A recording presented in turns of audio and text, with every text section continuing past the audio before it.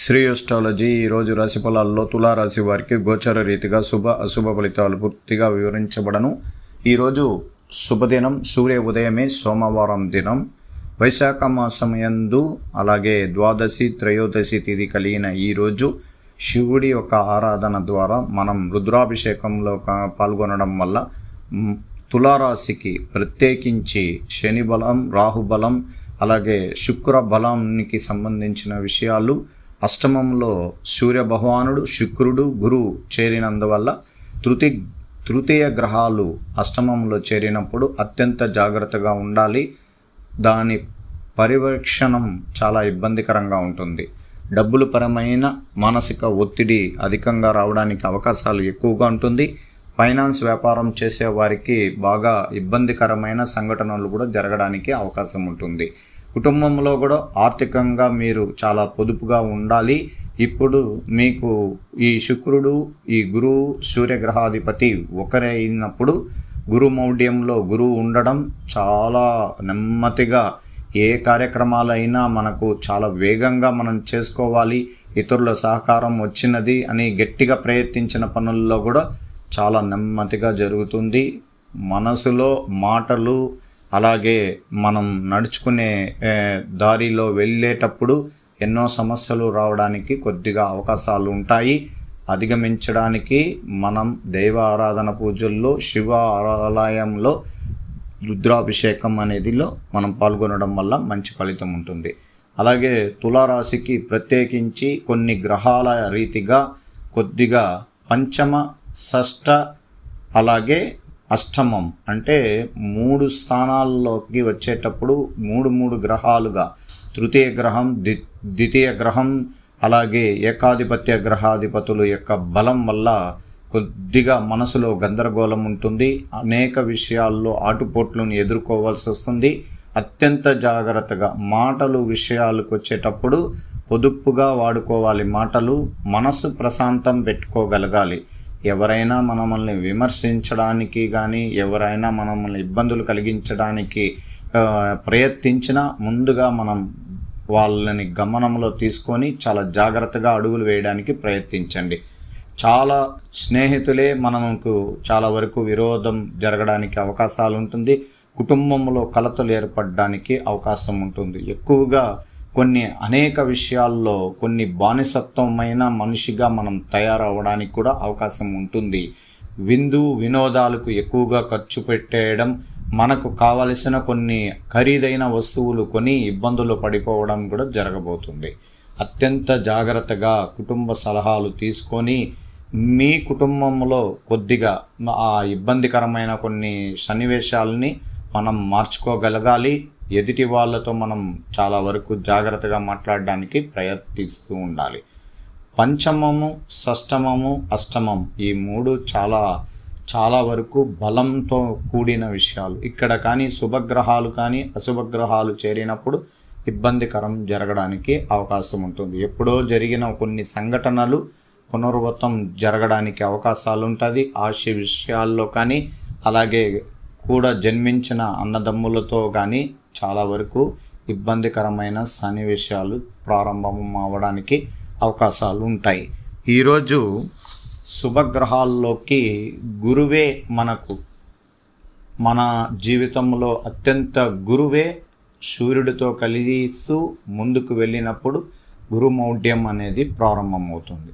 అప్పుడు గురువు యొక్క బలం పూర్తిగా నిర్వీణంలోకి వెళ్ళినప్పుడు మనకు కావలసిన గురుతత్వమైన విషయాల్లో, ఆధ్యాత్మిక విషయాల్లో, సమాజంలో మనం చేస్తున్న అనేక విషయాలు, దాన ధర్మ కార్యక్రమాల్లో పాల్గొనడం, గోవుకి కావలసిన మనం గోధుమలు కానీ బియ్యం కానీ దానం చేస్తూ, శుభగ్రహాలు అశుభ స్థానంలో పడినప్పుడు ఆరోపణలు వచ్చే అవకాశం ఉంది. ఆర్థిక పరంగా కొంచెం ఇబ్బంది, ఖర్చులు తగ్గిస్తే మంచిది.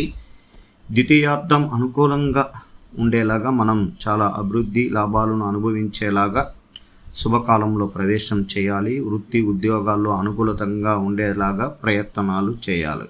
అలాగే ప్రమోషన్లో ఉన్న వారికి ఇబ్బందికరమైన పై అధికారుల ద్వారా కొంచెం ఆటంకాలు కూడా జరగడానికి అవకాశాలు ఉంటాయి.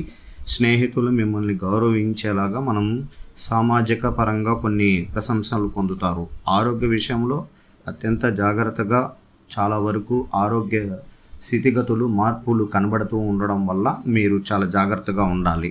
జీవితంలోనే ఈ అత్యంత శుభకరమైన అశుభకరమైన స్థానాల్లో గ్రహాలు పడినప్పుడు చాలా భిన్నాభిప్రాయాలతో మన జీవితంలో అడుగులు వేస్తూ ముందుకు వెళ్తూ ఉంటాము.